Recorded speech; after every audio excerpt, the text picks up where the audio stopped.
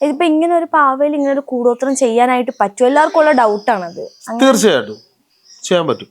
അതായത് ഒരു ഇപ്പൊ ഇവിടെ ഈ വിഷ്ണുമായ സ്വാമി എന്നെ ഞാൻ ഉപാസിക്കാൻ തുടങ്ങിയിട്ട് ഞാൻ 24 കൊല്ലം ഇവിടെ മൂർത്തി ഭാവങ്ങളിലേക്ക് കൊണ്ടുവന്നിട്ട് 5 കൊല്ലത്തോളമായി.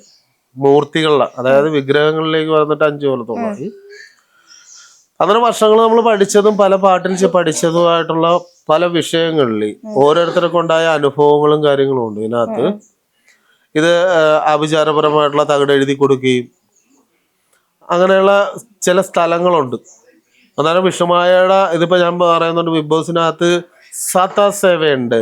അനുമോൾക്ക് സാത്താ സേവ എന്നല്ല, ബിഗ് ബോസിനകത്ത് ഞാൻ സാത്താ സേവ ഉണ്ടെന്ന് പറഞ്ഞു. അതെങ്ങനെ പറയാൻ പറ്റും? അത് അതിന്റെ ഇലുമിനാറ്റി ശരിക്കും അത് തന്നെയാണ് അതിന്റെ എംബ്ലവും കാര്യങ്ങളും അതിനകത്ത് നടക്കുന്ന കാര്യങ്ങളൊക്കെ അല്ല. അതിനകത്തേക്ക് കയറി കഴിഞ്ഞാൽ നമുക്ക് വേറെ ലെവൽ. അതിനകത്ത് പിടിച്ചു നിൽക്കണമെന്നുണ്ടെങ്കിൽ നമുക്ക് വേണ്ട ഒരു ശക്തി വേണം.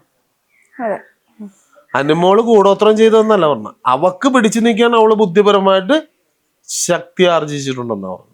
അപ്പൊ അതിനകത്ത് ഏകദേശം 100 ദിവസം 5 പേര് പിടിച്ചു നിന്നിട്ടുണ്ട്, അല്ല 7 പേരടക്കം പിടിച്ചു നിന്നിട്ടുണ്ട്. അതില് ഇതുമായിട്ട് ബന്ധപ്പെട്ടിട്ടുള്ളതും കഴിവുള്ളവൻ എന്താണ് ഇപ്പൊ അതിനകത്ത് തന്നെ കാണുന്നില്ലേ,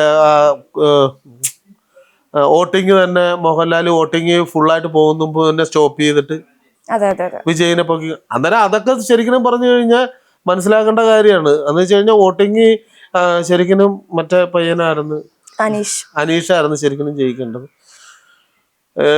അല്ലാതെ ഇപ്പൊ പുറത്ത് പല കാര്യങ്ങളിലും കാശ് കൊടുത്തൊക്കെ ചെയ്യുന്നതായിട്ടുള്ള പരിപാടിയുണ്ട്.